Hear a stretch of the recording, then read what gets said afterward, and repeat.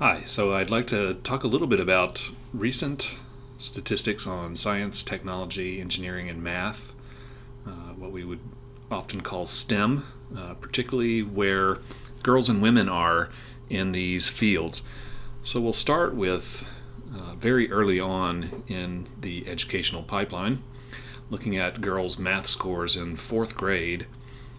You can see, looking across time, starting in about 1990 through the most recent statistics, which are in 2015, that there's a relatively small but statistically significant difference between males and females, with males having a slightly larger score right from first grade. So that's in math.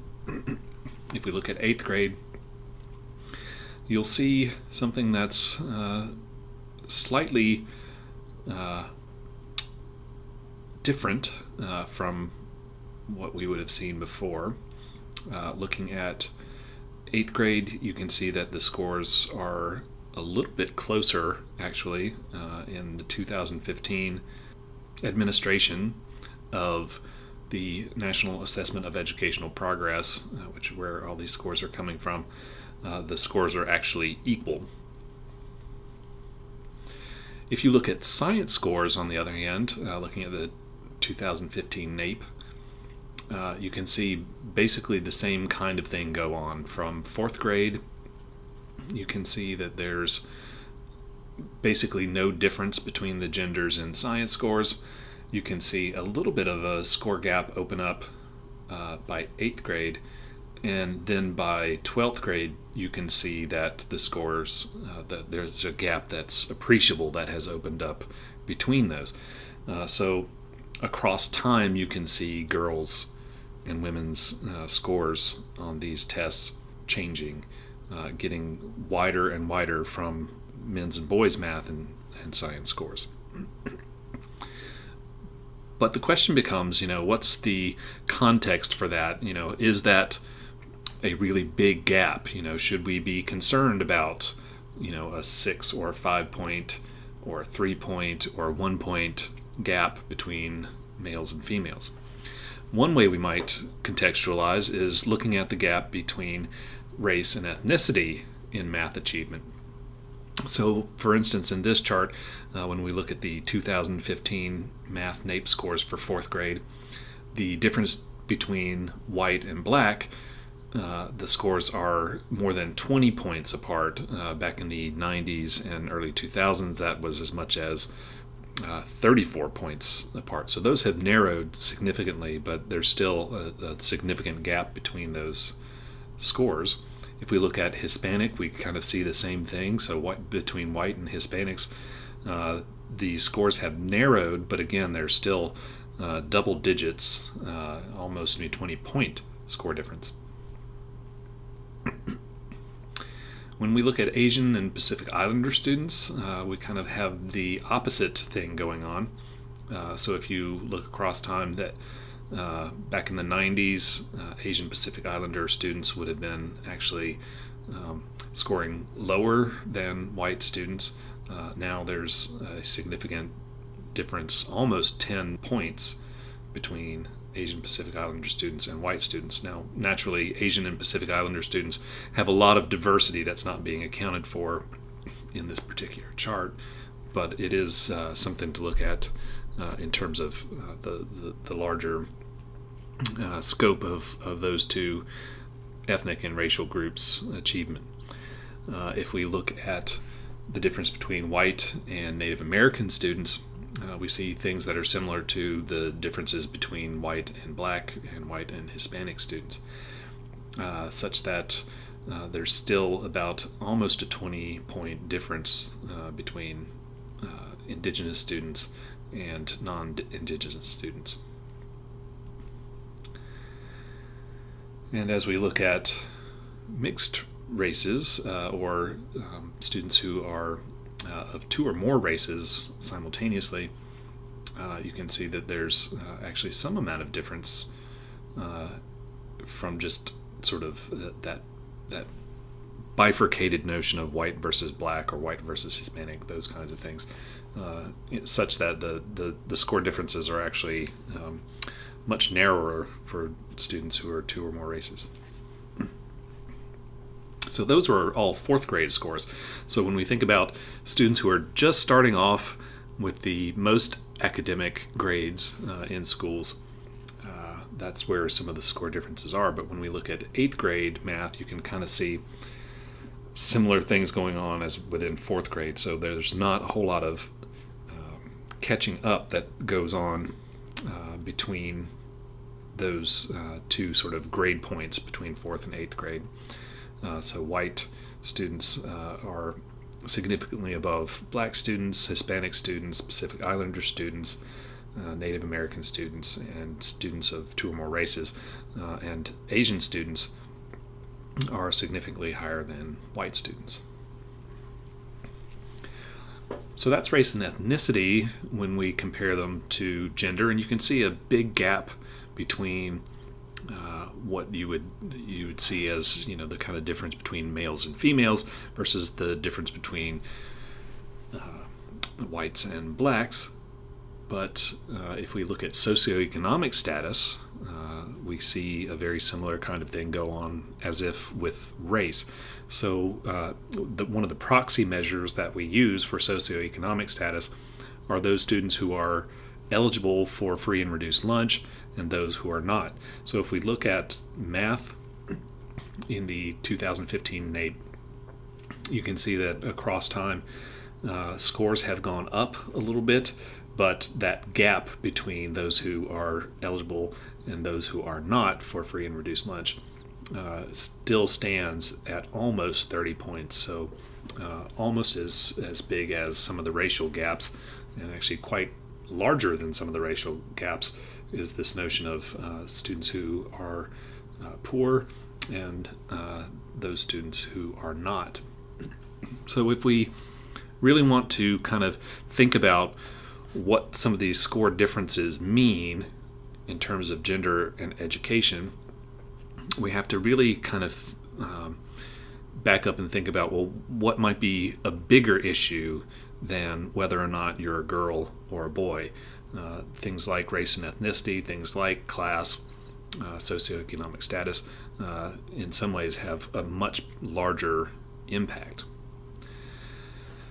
Now, if we think about going forward from fourth and eighth grade math and look more at STEM and what goes on in STEM in terms of what happens in high school, one measure that we might use for more advanced science, technology, engineering, and math achievement comes from the AP exam. So AP in the U.S. context is advanced placement classes. These are classes that you take in high school that when you take the exam and pass it and do well, you can get credit in college for being able to advance out of some of the more basic classes. So those who are taking AP, if we look across the public school students in the graduating class of 2013 who took AP exams in math and science, there's definitely gender differences that we can look at. In most of these fields, you'll see that males take more AP exams than do females. So that includes calculus A and B and calculus B and C. The one place a number of you will be proud to see that females are taking more AP classes is in statistics. And in the area of AP biology and AP environmental science. So biology is one of those fields that has been in some ways talked about or stereotyped as sort of feminine or more feminine area of science than some of the others. But when we look at things like chemistry, computer science A, physics B, physics C, you can see that there are pretty wide gaps, especially in computer science and the electricity, magnetism, and mechanics scores. So there are lots of different fields within the AP curriculum that are showing a lot of gender differences. So when we move on from high school and look at the bachelor's degree level for undergraduates, we see similar kinds of things going on for women's bachelor's degrees in STEM. So as you can see, that sort of dotted black line are all bachelor's degrees, and you can see that over time from 1965 until 2015, that women have actually surpassed men in terms of numbers of bachelor's degrees, earning almost 60% of all bachelor's degrees, but their percentage within some of these sciences has really lagged behind. So with the exception of biology, which again has become a discipline that is largely dominated by women, other things like chemistry and math and statistics, and even earth sciences, you'll remember that in AP girls were taking more than boys, but in terms of getting bachelor's degrees, that is not the case. And then in physics and engineering, women are still only getting about 20% of those particular degrees. So a lot depends on what the actual STEM discipline is. And so questions might be asked about, well, what is it about that particular discipline that makes it more or less appealing for women versus men? If we move on to doctoral degrees, not just bachelor's degrees, we see kind of a similar thing, but you don't see some of the tailing off that has happened with the bachelor's degrees in some of those disciplines. There's still kind of an upward trajectory for almost all of those, except for you can see that math and statistics is starting to do a little dip. But at the same time, most of these, even though women are now more than 50% of all PhDs, that really only holds true that they make up half of doctoral recipients in just biology. So in all the others, they are earning fewer doctorates. If we again try to bring some complexity to it by the intersections of race, if we look at what are in this table called minority women and men earning science and engineering degrees up until 2014, you can see that all of these, again, are minority racial groups. You can see in each one of these that women, who are the solid lines of each color, are earning more science and engineering degrees than their male counterparts in underrepresented minorities. So the story is not always exactly as it seems in terms of just looking at gender. So looking at the intersections of gender and race and socioeconomic status are just about mandatory, really, though we can talk about how gender might play a role. The white population, within other populations, it may play the exact opposite role, and here's a chart that really demonstrates that, I think. Then if we look past degree getting and look at those scientists and engineers who are actually working in science and engineering occupations, you can see that white men make up almost half of all of those people in 2015. White women make up 18%, Asian men 14%, and so on and so forth. So if we start to kind of break it down and look at, for instance, black men or black women, those make up 3% and 2% respectively of who are the scientists and engineers who are actually working in those occupations as of 2 years ago. If we look at those people who are doing it, who are working in higher education, specifically those in high research activity institutions, and look at who gets federal support, we can kind of still see with between sex and race and ethnicity that there are some pretty interesting kinds of differences. Asian and Pacific Islander men, more than 60%, probably nearly 70%, are getting federal funds. versus Asian Pacific Islander women, less than 60% are getting funds. The same goes for white men and white women, where more than 60% and less than 60% are getting federal funds. The one difference might come from this notion of underrepresented men and women. Black, Hispanic, and American Indian or Alaska Native. Actually, women are getting slightly more federal funding than the men from those same racial and ethnic groups.